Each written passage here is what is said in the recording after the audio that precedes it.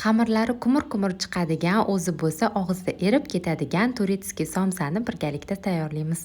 Birinchi bo'lib ishni elangan unni ustiga margarinimizni qirg'ichdan chiqarib olamiz va urva holatiga keltirib olamiz.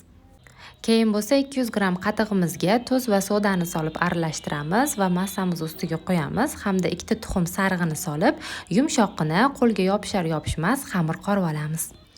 Tayyor bo'lgan xamirlarimizni ikkita qismga bo'lib, xolodilnikka 40 daqiqaga olib qo'yamiz. Xamirimiz tinib turguncha nachinkasini tayyorlab olamiz. Nachinkasiga xohishga ko'ra go'sht yoki qiyma, ikkita piyoz hamda katta bo'lsa bitta, kichkina bo'lsa ikkita kartoshkadan foydalanamiz. Kartoshkalarimizni qirg'ichni katta tishidan chiqarib olamiz va ziravorlarimizni tuzni solib, qiymamizni yaxshilab aralashtiramiz. Keyin bo'lsa nachinkamizni shunaqa cho'zinchoq formalar berib tayyorlab olamiz. Menda umumiy hisobda 24 ta chiqdi.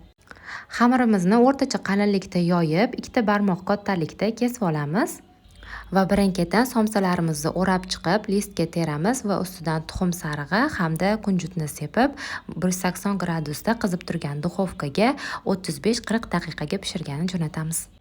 Ko'rinishlarini ko'rib ishtahangiz ochilib ketgan bo'lsa, bitta like bosib ketishni unutmanglar. Sahifamga obuna bo'lishni ham unutmanglar.